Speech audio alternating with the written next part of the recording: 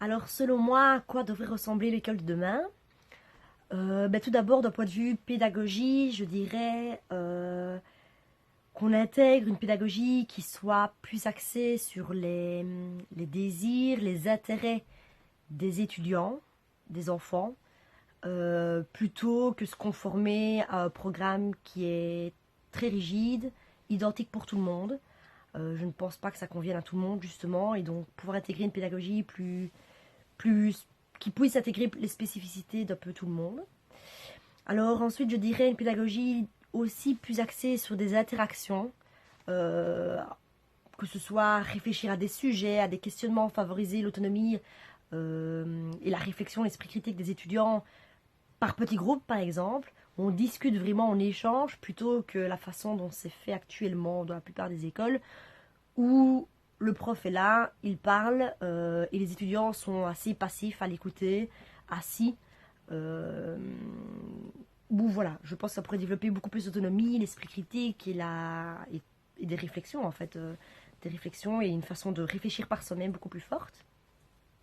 Alors par contre, si je dois parler de thématiques à aborder, je dirais qu'une des choses qui, je pense, maintenant doit être primordiale à aborder dans une école, maintenant pour les gens quand même d'un certain âge évidemment, c'est la question de la crise climatique, qui pour moi ici est un enjeu vraiment majeur.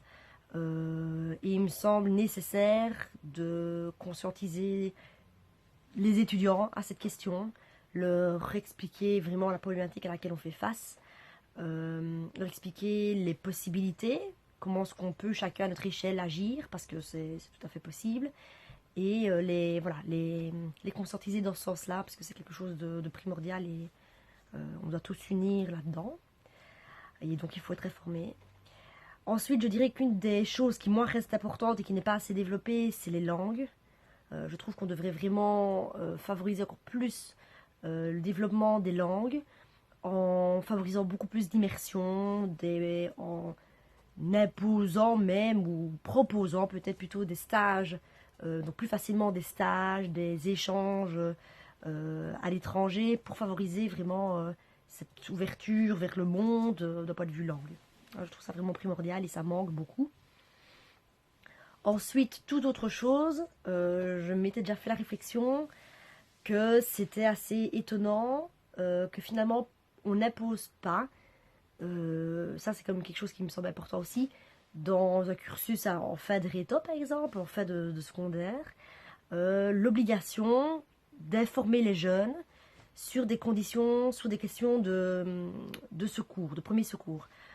Ça me semblerait intéressant que toute personne qui ait environ 18 ans puisse en fait passer son brevet des premiers secours et puisse être d'une aide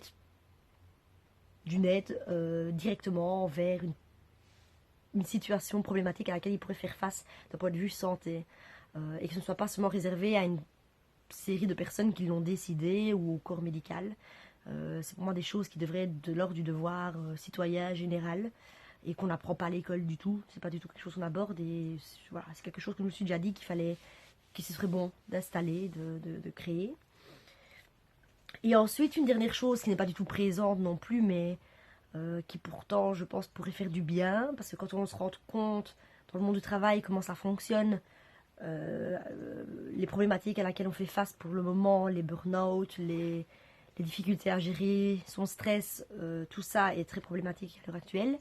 Et ben, je pense justement qu'on pourrait développer très tôt une culture du bien-être, euh, donner aux étudiants, aux enfants des outils pour apprendre à gérer leur stress, pour apprendre à se respecter, pour apprendre à gérer leurs émotions, euh, via par exemple la pleine conscience, via la méditation. Il y a plein d'outils possibles et je trouve que c'est quelque chose qui pourrait être très important et qui pourrait aider aussi dans plein d'autres choses. Quand je pense à méditation, ça permet de favoriser, voilà, de se sentir mieux, donc de favoriser des échanges, des relations plus saines, plus harmonieuses en général dans la vie. Ça permet aussi de prendre plus de recul par rapport aux choses, d'être plus concentré aussi.